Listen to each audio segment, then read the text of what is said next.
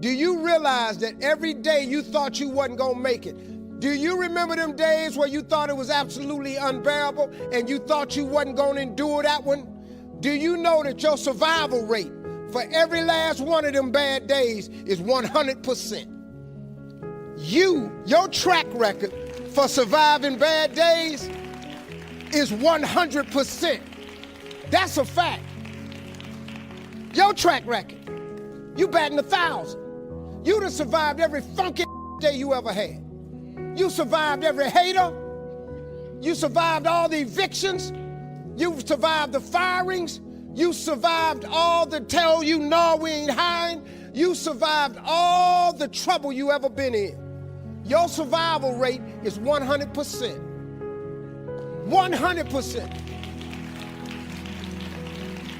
All you got to do is start changing the way you think. It's as simple as, it's not a magic trick. You can protect yourself from negativity. And that's what stops most people, negative thoughts. You can coat your mind from negativity. It's a real simple exercise to do. I do it every morning before I walk out the door. So I walk out as a positive person. You know, I get tired sometimes. That's different from being negative because I get mentally drained from my job at times. But to coat your mind from negativity, the way you can put a coating around your mind is with one simple thing, gratitude. Gratitude erases negativity. I'm gonna show you how this works. If you wake up in the morning and you start having negative thoughts, man, this ain't my day. I woke up on the wrong side of the bed. I'm tripping, I just don't feel myself. Every time you feel, in the middle of the day, if you feel yourself doing that, stop, just stop for a second. And start going over in your mind everything you have to be grateful for. Not everything you want, everything you already have, because what you have is substantial. You just haven't gone over the list and taken inventory in a long time. But the fact that you can walk, that's a blessing. The fact that you woke up, that's another blessing. The fact that you can see, think, reason, that's another blessing. The fact that you can go somewhere and get yourself something to eat, that's another blessing. The fact that you can go and turn the key and call someplace home, that's another blessing. The ability to dream is a blessing. The fact that you have an opportunity to get it right is another blessing. The fact that you're beautiful, that's another blessing. The fact that you have any measure of health, that's another blessing. And I'm just talking to you, I don't even know you. I could give you 50 things you ought to be grateful for right now. I don't even know you.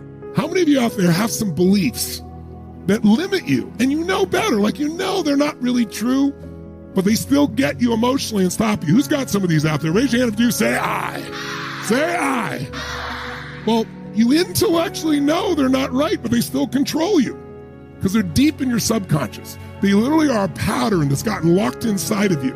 And so what we're going to do is decimate them. We have a process. It's experiential. It's not intellectual, so that we can literally scratch the CD. Remember I talked about that? If you listen to an old CD in the old days and listen to music, it's because there's a pattern on that CD that the laser picked up.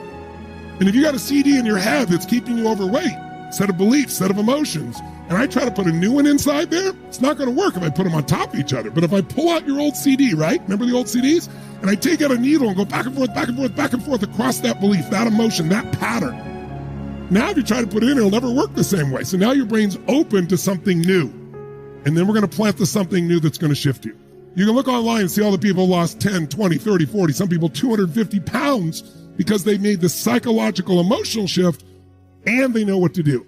In every city virtually in the world, someone's dying driving a car, but we don't not drive our cars because otherwise you have to stay home and do nothing the rest of your life. So I say to all of you, grab your courage. Courage does not mean you're not afraid. We said this several times. It means you're scared shitless, but you're going to do it anyway. And if you're going to make any money, if you're going to build a business, if you're going to have a great relationship, you're going to have to take some risks. Intelligent risks, not stupid. I'm not saying break laws or rules or whatever the case may be where you live. I mean, comply with the rules, but don't live in fear. And don't let your uncertainty keep you from taking action. Because if you do that, you're going to live that the rest of your life, and it's not a happy life. Think about it. Most people don't live that philosophy of stretching that I shared with you that Jim Rohn taught me. This whole philosophy goes, if you can't, then you must. Remember? If I can't do it, then I make myself do it immediately. Now, again, it's not, if you can't jump off a cliff, you must. You got to be smart. But if you say, I would be a better person if I took this action, but I'm afraid, or I'd be a better father, a better husband, better friend, better soul, better spirit, better anything, businessman, businesswoman, and I know that would happen and I really don't want to do it, I make myself do it. That's why I have the privilege to be with you today, because I keep breaking through. But most of us let our mind get in the way. Breathe in your heart, make a gut decision for whatever's right with you, and I'm cool whatever you do, either way. But if I were you, I wouldn't just stop with a little bit you got here. If you've come back day after day, you must know there's value. So consider what you want to do, and whatever it is, we support you. We mentioned something earlier, but I want to make sure you put it in your notes. And that is the state we're in the moment, the state we're in at any moment, powerfully impacts the meaning we associate to something. The state we're in the moment powerfully impacts the meaning that we associate to something or that we assign to something. So one way to change what things mean to you is just change your darn state. Is that true? I mean, if you're feeling great, do things just kind of bounce off you that normally if you're feeling upset? Would you change the way you look at them probably, change the way you feel about it? You bet. So we need to really still manage our state. And we talked about that a great deal last session. I want to make sure that that's part of your life's work. Because your life's work is really learning how to live in a way where you spend most of your time enjoying yourself, very little time in pain. Most of your time in pleasure, very little pain. And living your life hopefully in a way where not only do you feel good all the time, but the people around you feel good just by being around you. That because they're around you, they feel a lot less pain and a ton of pleasure. See, that's my idea of success. Success is when you learn to live your life in a way where you experience tons of pleasure every day and almost no pain. And simultaneously, where the way you live also causes the people around you to experience very little pain and tons of pleasure. Then you know you're really successful. Because if you feel good and nobody else does, you're a failure. Now, that doesn't mean you go around trying to make everybody feel good. Some people have an investment in feeling bad because they think feeling bad equals feeling good. Are there people that believe that, yes or no? Yeah, because they think if I feel bad, then people will notice me or they'll love me more or they'll help me more or I'll get more attention, which means feeling good. People have weird crap they work inside their head about how to get to feeling good. Some people think I'm going to feel good when I make $1 billion. Some people are like, when I have this, this, and this, when I get married, have these many children, this and this, then I'll feel good. Some people have, well, I'll feel good if I feel bad because then people notice me and make me feel good. Or you could just like choose to feel good. Which one do you think might be a more intelligent approach? Because who's in control there? You are. You don't have to worry about the environment. By the way, when you're feeling good, it tends to make you want to feel even better. It makes you share good feelings with other people, which makes them feel good, which makes them reciprocate usually. Not always, but usually. Kind of nice. So the bottom line is we got to manage our state still. And as a reminder, as far as that's concerned, changing state means change the meaning. The way you can do it is either by changing your what? Anybody remember from last session? Change your what? Change your what? Change your physiology. Physiology, again, means the way you move, the way you breathe, your facial expressions, your gestures. The way you use your body determines the way you feel. You got to remember that for the rest of your life. If you're not feeling the way you want to feel, first thing you do is just change the way you're moving. Emotion is created by what? Motion. Emotion is created by motion. You have 50 muscles in your face. A slight change in any of these muscles will radically change the way you feel. Remember we did this last time, I think. What I'd like you to do right now, real quick, is create some tension in your body, some tension, then put a big, huge smile on your face while you're doing it and notice how it feels. How many feel somewhat excited when you feel this? Let me see your hands. You know why? Excitement has tension in it. The only difference is you send a different biochemistry into your body. You fire off different biochemicals when you make a smile. Physically, it changes. You want to get depressed? What do? Drop your shoulders, look down, breathe shallow, drool. Right? Change the way you move. Some people have limited emotions because they have limited motion. They're trying to express their feelings and they go, I have something important I want to share with you. Hear me. Feel me. I am man. Feel this? Versus, listen to me. Come on, let's make this happen. Let's do this. Do you understand what I'm talking about here?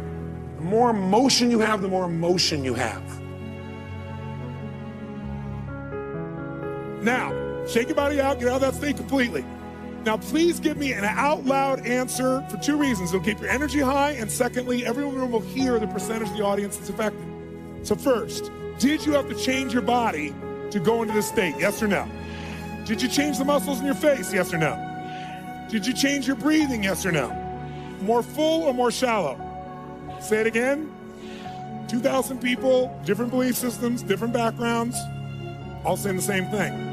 Did you talk more loud or more quiet? Faster or slower?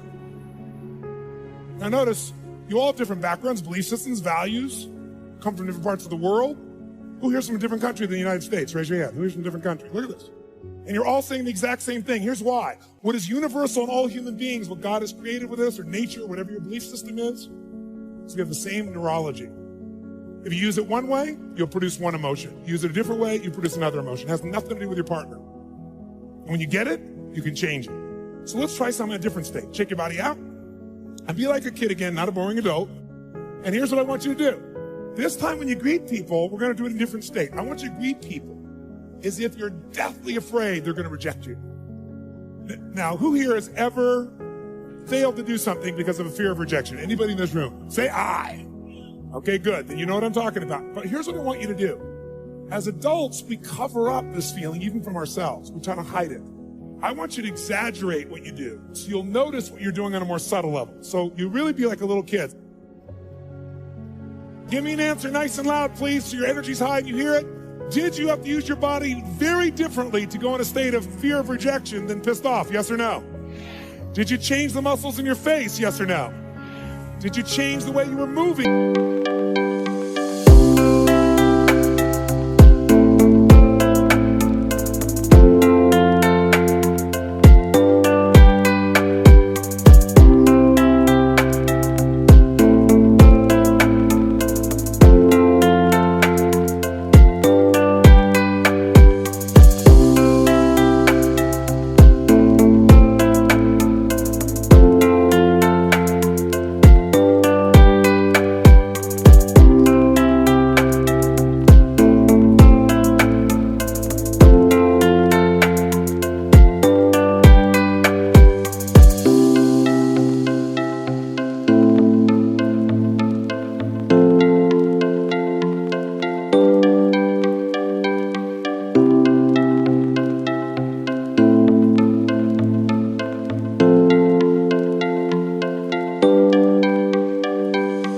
Yes or no? Did you change your breathing? Yes or no? More full or even more shallow than when you're angry? Which one? Say it again. Did you talk louder or quieter? Faster or slower? Again, 2,000 people roughly all saying the same thing. Interesting. Because in order to feel a fear of rejection, you got to do something in your body regardless of what somebody says. It's something you do, it doesn't happen to you. Let's do one last one. Shake your body out. Try a different state. This time, I want you to approach people as if whether or not they like you or not will determine whether or not they do business with you or not, which will determine whether or not your children eat next week. In other words, if they don't like you in the first 3 to 5 seconds of meeting you, and people would never make such a judgment so quickly, would they? If they don't like you in the first 3 to 5 seconds of meeting you, in case you don't have kids, everyone you care about dies like pigs in hell. It's that important they like you. Let's see if you use your body differently. Ready? Go, go, go.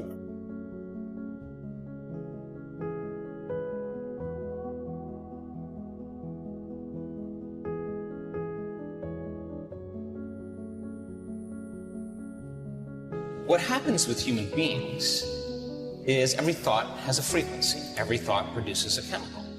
So if you keep obsessing about your lack of finances, your lack of time, your lack of energy, lack, but you're taking thought, it's producing a frequency, and that frequency in the form of chemistry is storing that thought emotionally right in your second center. You feel guilty, you feel unhappy. The moment you feel unhappy, then you generate more thoughts equal to that feeling, which makes more chemicals, and you keep taking energy from the brain and storing it in the body. If you react to people in your life and you feel anger, frustration, whatever it is, there's a new part 2 trying to be born for you. And it requires you to own every part of the past, but own every part of the possibility. And on the other side of that, the diamonds that will drop out of your mouth, the diamonds that will come birthing from your soul, the seeds that will be planted and the harvest that will grow you will be barely recognizable. But better than that are the people around you. You have to work on yourself. You have to have an unstoppable attitude of no excuse is acceptable. And you got to make it a priority, a non-negotiable in your life, and hold a constant vision of what it is you want to achieve. See it accomplished and go all out. Find a way to win. In spite of the setbacks, in spite of the disappointments, in spite of your failures, I tell people, you will fail your way to success. I have the saying, if life knocks you down, try and land on your back.